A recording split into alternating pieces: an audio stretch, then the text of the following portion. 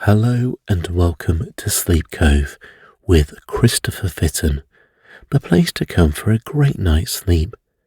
Please listen to this recording in a place where you can safely go to sleep. Hi everyone. Tonight I've read a bedtime story called A Visit to Santa Claus Land. It's about two young children who are so excited they try and stay up to watch Santa Claus deliver their presents. However, soon they get transported to Santa Claus Land and the Garden of Toys. I loved reading this story, and it really reminded me of Charlie and the Chocolate Factory. The world which they go into really reminds me of that imaginative world of Roald Dahl.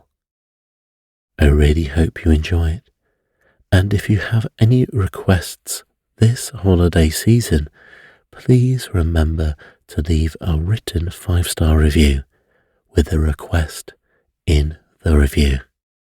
Now get cozy and get ready for this beautiful Christmas story. And let's begin.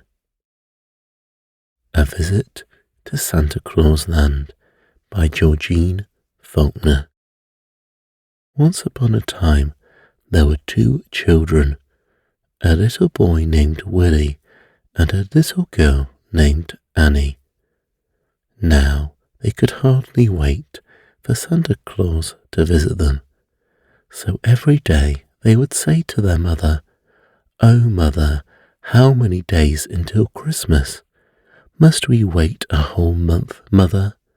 20 days more? 10 days more? Only 5 days more? How slowly the days drag on, Mother."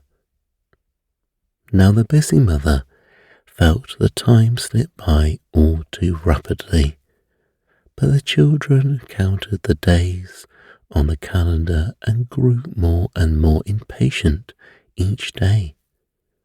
At last they shouted in glee, "Santa Claus will visit us tonight, and tomorrow is Merry Christmas."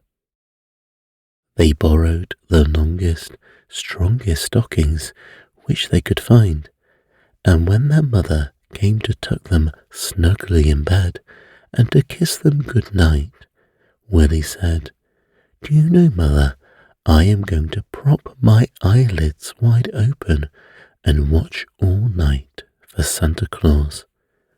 "So am I," said Annie, "and when he does come down the chimney, we will ask him where he gets all the toys." "Oh no, you must go right to sleep, and he will come all the faster," answered Mother, as she turned out the lights and left the nursery. After she had gone downstairs, Willie whispered to Annie, "Say, Annie, are you awake?" "Yes, I am," said Annie, "but I'm getting so sleepy. I wish he would hurry and come right now. Let's sing our Christmas carols for him." And so the two children sang all the songs they knew. "My, it does seem so long to wait. I am most asleep," said Willie with a big yawn. "I tell you, we can take turns. You watch for him a while, Annie, and then I shall myself." After a time, Annie called out, "Willie, I'm so sleepy.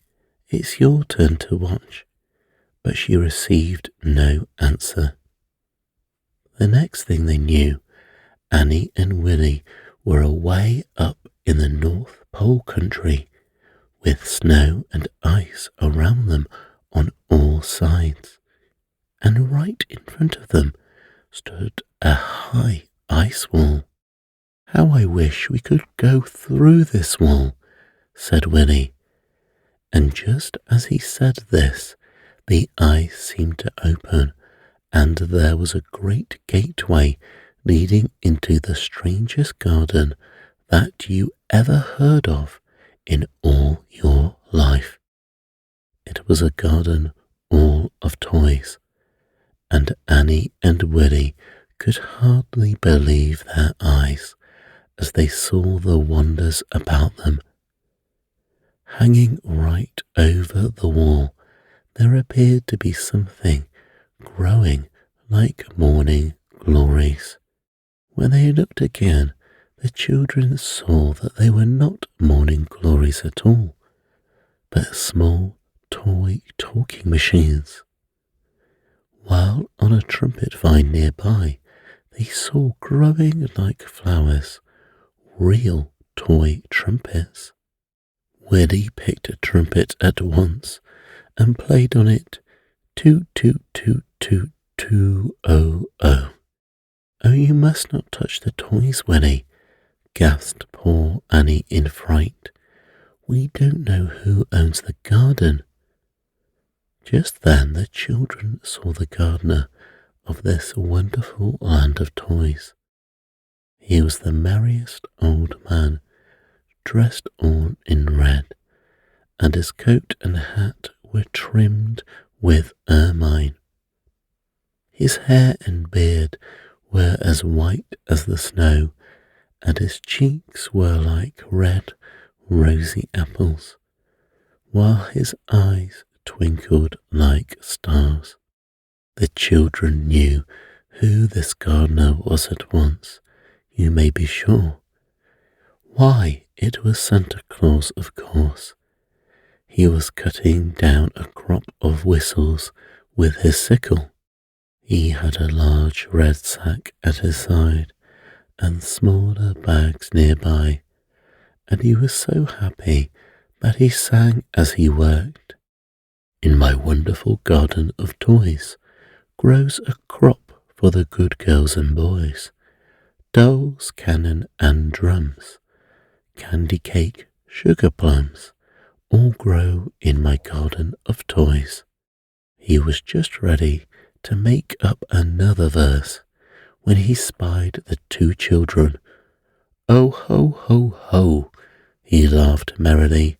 How did you two children come here? Please, Mr. Santa Claus, said Willie shyly.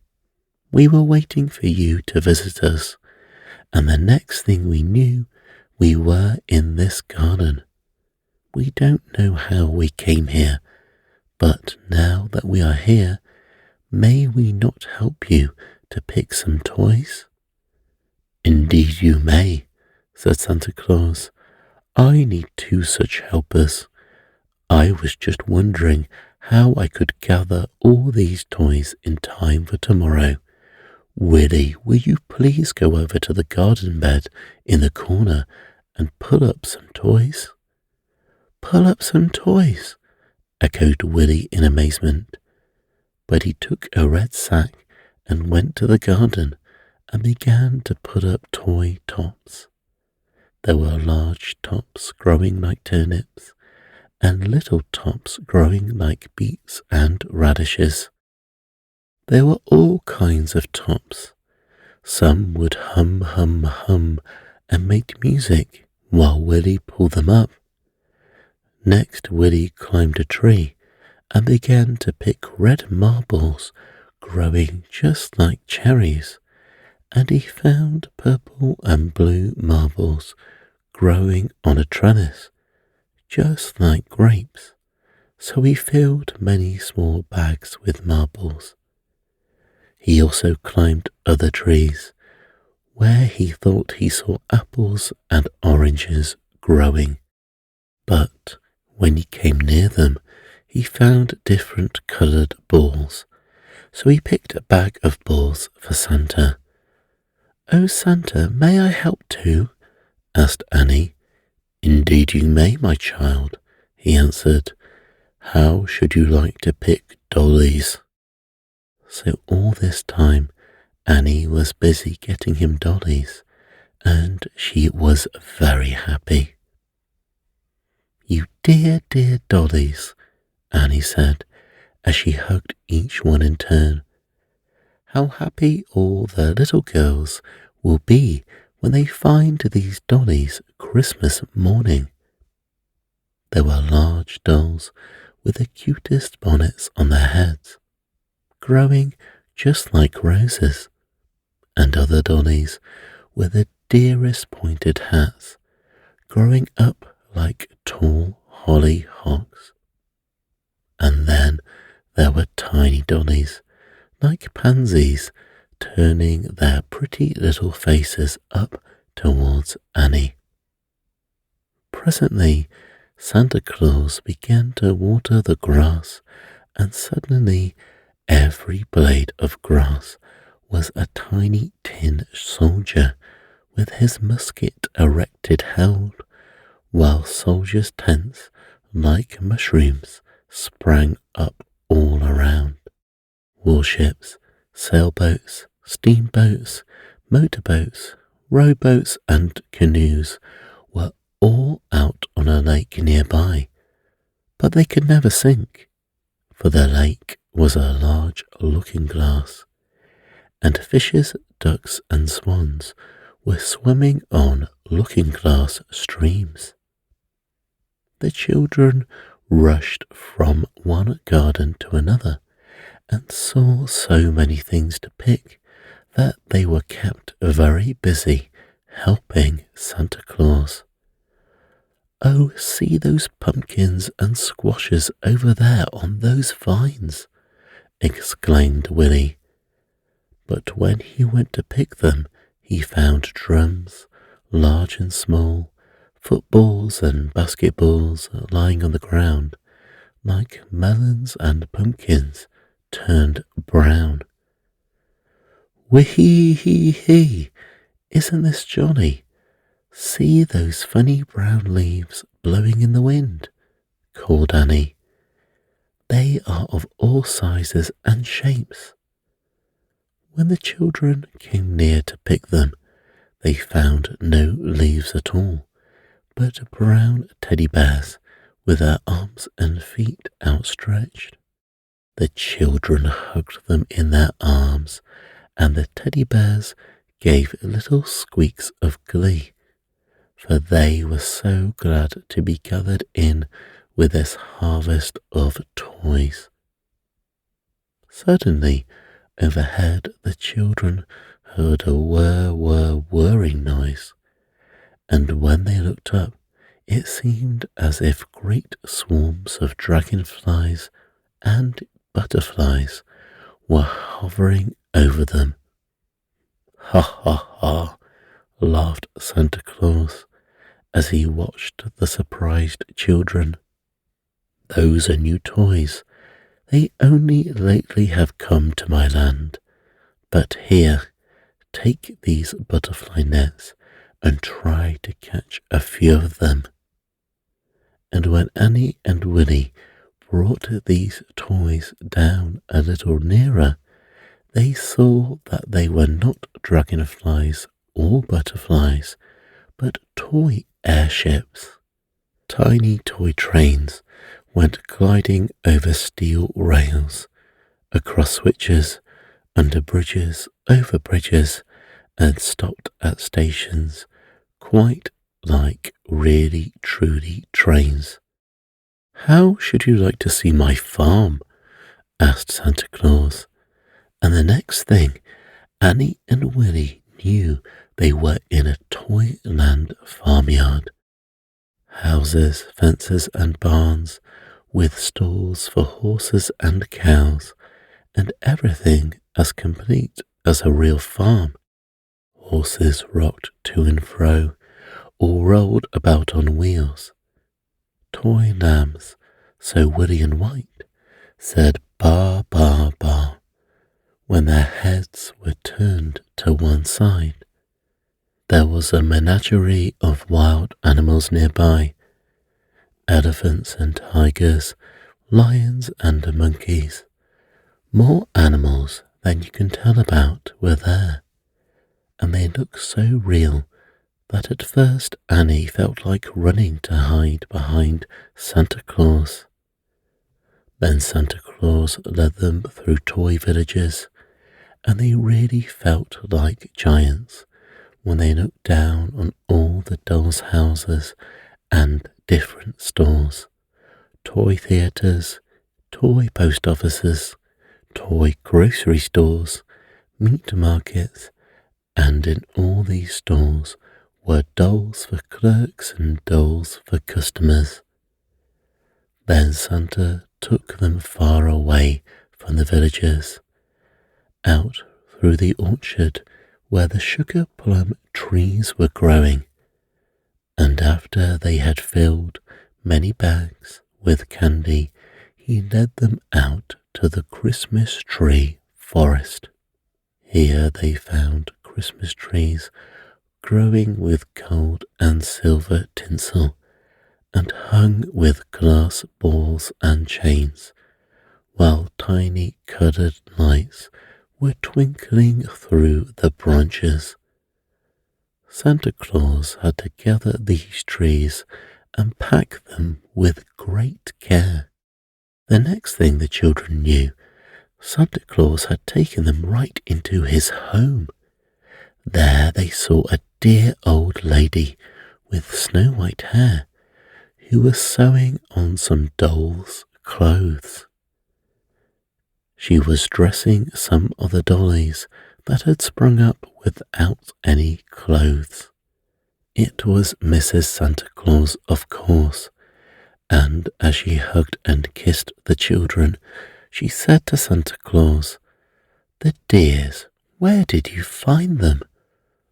"Out in the garden," answered Santa Claus. "I don't know how they came here, but they are excellent helpers. They have been helping me to gather my toys. I shall soon be ready now, after I do a little more work in my shop. You know, my dear, I must first test my winding toys, for that clockwork machinery does break so easily." As he talked, Santa Claus took off his cap and coat, rolled up his sleeves, and went right to work. He wound and tested each toy, and Willie helped him by handing him the keys for each one. There was a honk, honk, honk, a toot, toot, toot, a chug, chug, chug, and a clang, clang, clang, as automobiles, boats, engines, fire engines, and all kinds of mechanical toys went running about the shop like mad.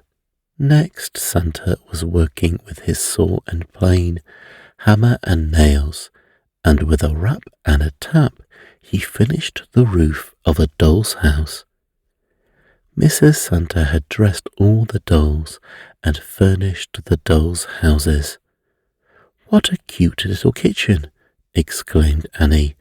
"Oh, Willie, did you see this dining room, and the cunning parlour, and this little bedroom? How I should love to play dolls in this house." Then Annie turned to Mrs. Claus and said, "May I not help you? I could thread your needles or help in some way." "Why, so you may, my dear," answered Mrs. Claus. "My eyes are getting old, and if you will thread my needles, it will be a great help." So Annie threaded needles and helped Mrs. Santa Claus to dress the last doll and to pack all the clothes in a new doll's trunk. Santa Claus sat at his desk and finished writing a story and drawing the last pictures when suddenly the clock struck. Ding, dong, ding. 12 times it struck, and Mrs. Santa Claus said, "It is time you were up and away, sir." She helped Santa Claus into his big cloak, and he pulled on his high boots and his warm gloves, and pulled his cap down over his ears. Just then the reindeer were heard prancing and pawing outside, impatient to be off and away. Santa Claus bundled his big pack of toys into his sleigh and put in all his Christmas trees. He kissed Mrs. Santa on both cheeks, and with a big smack on the lips called out, "Goodbye, Mother," and picking up Annie and Winnie as if they were live dolls, tucked one under each arm and dashed out to the magic sleigh. They seemed fairly to fly through the air, and the moon and the stars seemed to dance in the sky as they went on, faster and faster. Then they came down nearer and nearer to earth, where the lights in the great city gleamed like fireflies far below. The next thing Annie and Winnie knew, they were on the roof of their own home.